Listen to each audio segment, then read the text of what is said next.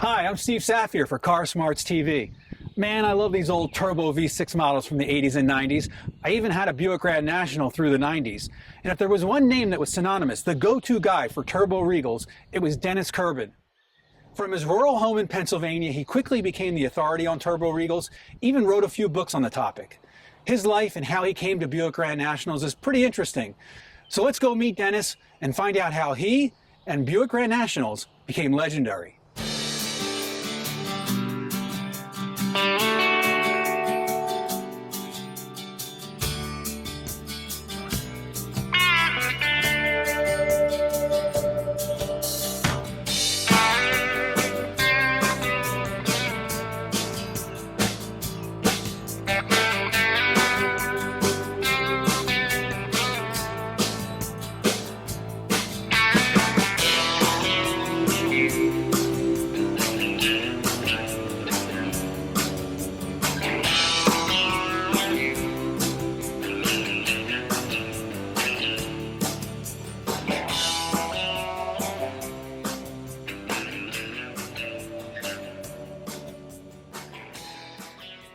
I grew up in outside of Philadelphia. The town was called Huntington Valley. We moved there when I was about 7 years old. Prior to that, grew up right across from Huntington Park in Philadelphia. And I'm the oldest of 5 children. I have three sisters and 1 brother. And, you know, I had a good childhood. I mean, my dad was in the advertising business, and he actually did the original advertising for the Slinky. And they used to pack the Slinkies on their kitchen table at night. And that was pretty interesting. I mean, the Slinky is still popular today, you know, with the Toy Story movies and all. And I actually have in my office the artwork for the original Slinky dog from, I think, 1952. Well, my dad had a printing business in Glenside, Pennsylvania in the early 60s. I was probably about 14, 15 years old. And around the corner was Hearst as one of their first little buildings. It wasn't much, and I would go over there, and Hearst was a big PR machine, and I got decals for my school books, for the school book covers. And I thought that was pretty cool, because you pick up Hot Rod and Carcraft magazine back then, and all the big companies, Isky, Crowler, and all, they were all on the West Coast, but here's Hearst, big full-page ads in the magazine, and they're right there in my neighborhood. I was amazed by that. And I was just always into cars, and, you know, like any teenage boy back then. I mean, that was the premier time for muscle cars. Well, I never gave it much thought. I mean, in high school, I was a wedding photographer with my dad, and then, did the 3-year stint in the military, and then right out of coming back from Vietnam, I got married. And we got our first apartment was within 2 miles of the Hearst plant, their big place over there in Warminster on Street Road. And a month out of coming out of Vietnam, I bought a '64 GTO used for like $1,700, because the GTO was the hot car back then. And I had the towing business. I started a towing business, so I specialized mostly in Pontiacs and different Chrysler products. They were very hot. I started making parts for them. I mean, the first part I made was actually, it was an option on a 64.5 GTO, it's the splitters. At the time, you could buy original ones for $150, and I thought, man, that's crazy money. You know, for a car that's worth $3,500 back then, be paying that kind of money. So then I was one of the first companies to actually start making GTO parts. I mean, I was a little stupid in the beginning. I only focused on 64 to 67 GTOs, not realizing the Judge models in the 70s and all were coming up in value too. So I expanded into them, but not much after 70. Yeah, what happened was in the mid-1980s, 85, 86, some of my GTO customers started to buy Grand Nationals. And, you know, I just couldn't fathom in my head that this 6-cylinder engine would be as quick as they said it was. At the time, my wife was driving a 5.0 Mustang, which, you know, at that time was the hot car, you know, typical 5-speed Mustang GT. So my one buddy was actually on the machine shop, made parts for me. He said, you know, the dealer I bought my Turbo Buick from, my Grand National, has 3 of them sitting. Go over there and I'll see you get a good deal on one. I said, okay. So I went over to the dealer. The dealer was in Lansdale. They're long gone now. And, you know, what's quirky about the Buicks, as people know, is they all don't all drive the same. Some of them are actually quicker from the get-go than others. And, me being not knowing much about them, at least I was smart enough to buy one that was a hardtop. And actually, I was even very smart. I leased it. And I didn't trade in the Mustang because they weren't paying anything for the Mustang. And I thought, this is pretty cool. I mean, the car is really quick. I mean, it was an impressive car at the time. But since I already had a customer base of GTO people that also owned turbo Buicks, it was easy to just roll it into another newsletter. And I basically focused on just a couple little doodads for it. I mean, I didn't see much going on with it.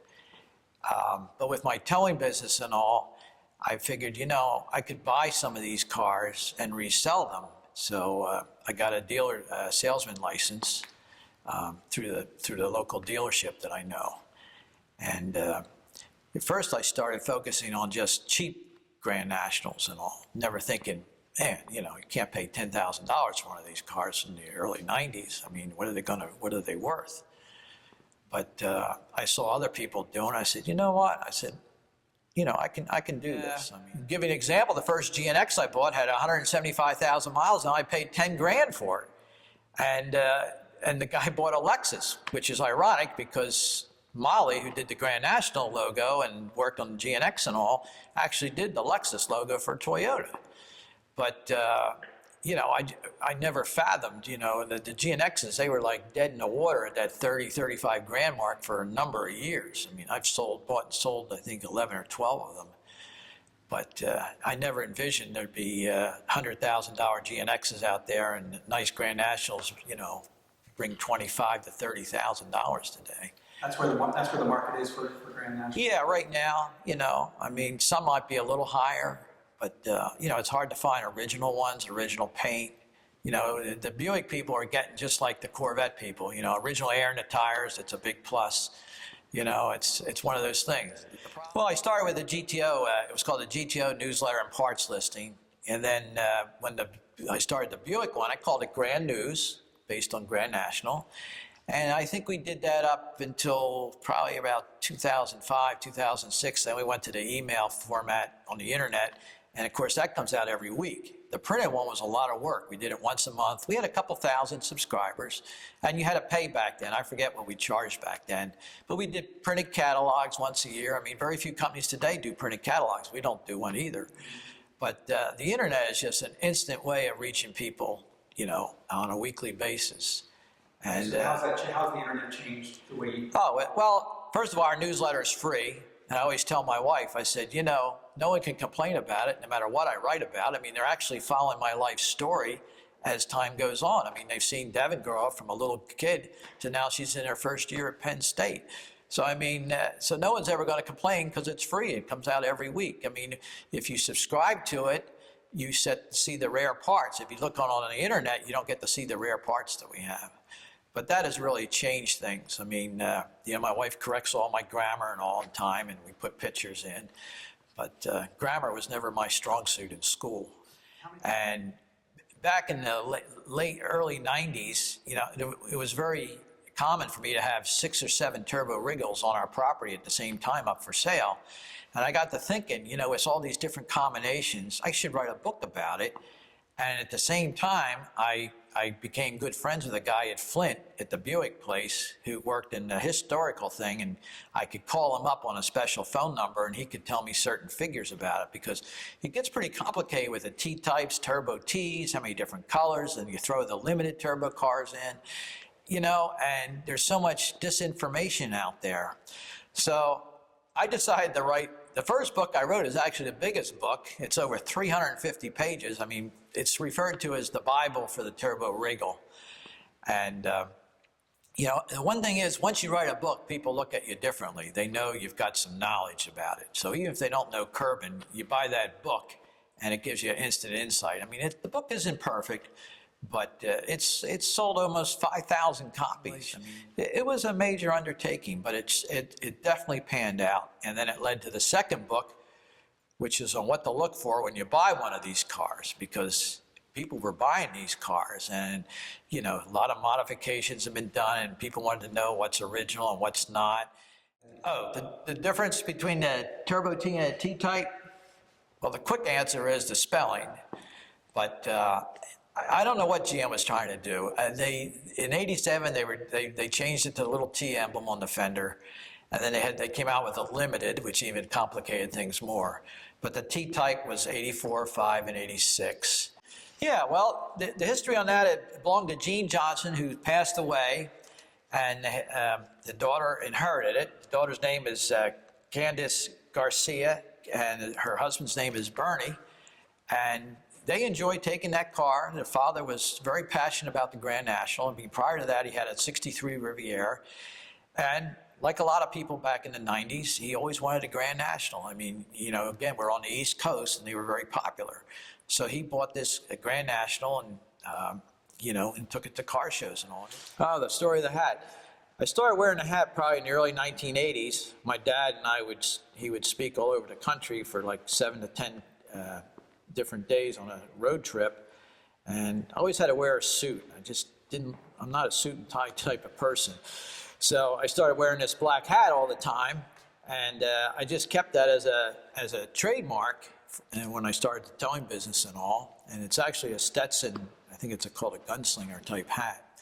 And it became the symbol on my towing business, on the tow trucks, and at car shows. That's how people recognize me, with the black hat. And it's just something I've always had. You know, the first one is actually bronzed and hanging in this building here. My dad did that as a gift many years ago, like he would do baby shoes back in the 50s.